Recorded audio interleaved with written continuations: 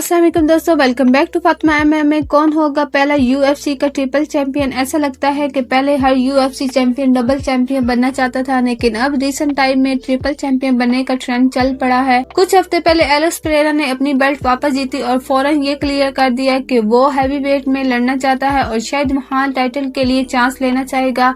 इसी दौरान दूसरा चैंपियन हमजा शमाइफ ने ट्विटर पर अनाउंस किया कि वो भी तीसरी डिवीजन में लड़ना चाहता है और एलेक्स पेरेरा से 205 पर फाइट करना चाहेगा और अगर जरूरत पड़ी तो हैवी वेट तक उसके पीछे जाएगा सिर्फ उसे हराने के लिए। और आखिर में एलियट पोरिया भी ट्रिपल चैंपियन बनने की बात करता है। वो तो लाइट हैवी वेट चैंपियन बनने से पहले ही ये कह रहा था। अब जब एलियट पोरिया लगता है लाइट वेट के सभी कंटेंडर को इजीली हरा देगा तो उसका नेक्स्ट चैलेंज शायद 170 पर हो। लेकिन सवाल ये है, क्या ये मूव्स पॉसिबल है या फिर ये सब बस बातें कर रहे हैं जैसे हर चैंपियन करता है, या इनमें से कोई असल में हिस्ट्री लिखने वाला है? तो आज के वीडियो में हम देखेंगे एलेक्स पेरेरा, हमजा शमाइफ और एलियट पोरिया के चांसेस के बारे में। कौन बन सकता है पहला UFC triple champion? Alex Pereira से शुरू करते हैं। एलेक्स पेरेरा का पोजीशन इस टाइम बहुत स्ट्रॉन्ग है ट्रिपल चैंपियन बनने के लिए, क्योंकि वो पहले ही 2 डिवीजन का चैंपियन बन चुका है।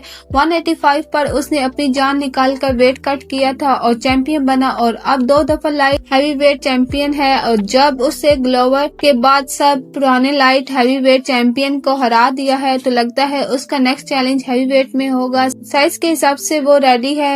एलेक्स अब हैवी वेट के लिए ट्रेनिंग भी प्रॉपर्ली नहीं कर रहा, लेकिन फिर भी वो लाइट हैवी वेट में रिहाइड्रेट होने के बाद 232 LBS तक पहुंच जाता है, जो ऑलरेडी बहुत बड़ा साइज है। कैंप के बाद वो 240 के आसपास होता है, जो जॉन जोन्स और सीरियल गान का वेट के बराबर है। और उसका फ्रेम 6'4" हाइट और 265 रीच उसे हैवी वेट के लिए परफेक्ट बनाता है। अगर एलेक्स प्रॉपर प्रिपरेशन करे तो वो 250 तक इजीली लीन मसल के साथ पहुंच सकता है। लेकिन सबसे बड़ा कंसर्न एलेक्स के लिए रेसलिंग है। उसने मैगोमेड अनकलाइव के खिलाफ हर टेक डाउन डिफेंड किया था, लेकिन अनकलाइव उतना बड़ा रेसलर नहीं है जितना लोग समझते हैं। और टॉम एस्पिनल से कंपैरिजन करो तो टॉम की टेक डाउन एक्यूरेसी और फ्रीक्वेंसी अनकलाइव से 3 गुना ज्यादा है। टॉम जैसा फास्ट और टेक्निकल हैवीवेट एलेक्स के लिए नाइटमेयर होगा, चाहे एलेक्स कितना भी बड़ा हो जाए। टॉम जैसे रेसलर को रोकना मुश्किल है। और अगर जॉन जोन्स कम बैक करता है, जो लगता है यूएफसी व्हाइट हाउस के लिए पॉसिबल है, तो शायद पहले उसका मैचअप एलेक्स से हो। जॉन स्टाइलिस्टिकली एलेक्स के लिए बहुत खतरनाक मैचअप है। अगर एलेक्स वहाँ हारा तो हैवीवेट टाइटल फाइट मिलना मुश्किल हो जाएगा।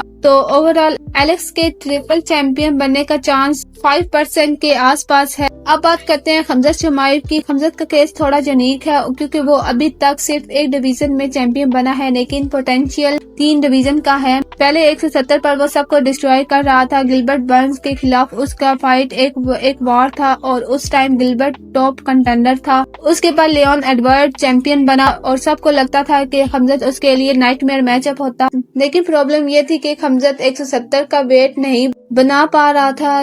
नेट डियाज के फाइट में वो 7.8 LBS ओवरवेट आया था और फाइट कैंसिल करनी पड़ी थी। उसके बाद से वो 185 में शिफ्ट हुआ और वहाँ मॉन्स्टर बन गया। रॉबर्ट विटकर और ड्रिकस को डिस्ट्रॉय कर दिया और मिडिल वेट बेल्ट जीत लिया। अब हमजा कह रहा है कि वो 205 पर एलेक्स से फाइट करना चाहता है, लेकिन और साथ ही ये भी क्लेम करता है कि वो अब भी 170 का वेट बना सकता है। अगर सम हो वो 170 बना लेता है तो मुझे यकीन है कि वो किसी को भी हरा देगा। जैक डेला हो, इस्लाम हो, लियोन हो, कोई नहीं रोक सकता हमजा को 170 पर। लेकिन इतना वेट कट करना मुश्किल है क्योंकि उसने काफी मसल गेन कर लिए हैं। 205 पर जाने की बात करें तो हमजा एवरेज साइज का होगा। वहाँ उसका वॉक अराउंड वेट 220-230 के आसपास होगा, जो एलेक्स के बराबर है। लेकिन एलेक्स जैसे 6'4" फ्रेम के सामने वो छोटा लगेगा। हमजा के पास 10 और ग्रैपलिंग दोनों है।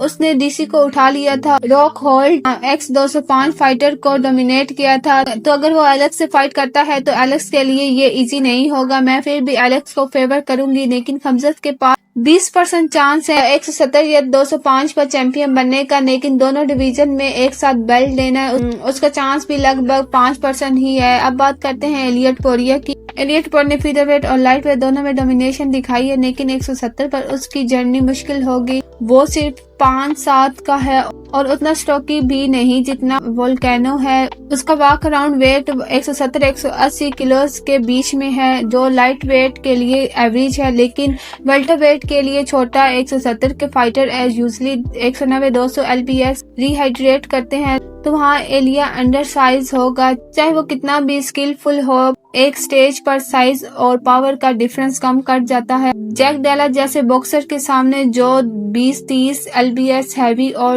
4 इंच टॉलर है, एलिया का पावर एडवांटेज खत्म हो जाएगा, तो उसे ट्रिपल चैंपियन बनने के चांसेस सिर्फ 3% है। अगर एलिया को ट्रिपल चैंपियन बनना है तो बेस्ट रूल होगा कि इस्लाम आसिफ 170 पर चैंपियन बने और एलिया उसे वहां चैलेंज करे। इस्लाम वेल्टरवेट के लिए नेचुरली फिट नहीं है, तो एलिया का चांस वहां थोड़ा ज्यादा हो सकता है, लेकिन फिर भी डिफिकल्ट रहेगा। मेरे हिसाब से खमरज चिमाइफ के चांसेस सबसे ज्यादा है, अराउंड 20%, फिर एलेक्स पेरेरा 5% और सबसे कम एलियट पोरिया 3%। लेकिन जैसे एलेक्स ने दिखाया है कि फाइटर अगर वेट कट करके लोअर डिवीजन में चैंपियन बन सकता है, तो फ्यूचर में 5-10 साल में कोई ट्रिपल चैंपियन मिल सकता है, लेकिन अभी के लिए ये सिर्फ ड्रीम ही लगता है। तो आप लोग क्या सोचते हो, कौन बनेगा पहला UFC ट्रिपल चैंपियन और क्या ये पॉसिबल है? शुक्रिया दोस्तों वीडियो देखने के लिए, मिलते हैं नेक्स्ट वीडियो में। अल्लाह हाफिज।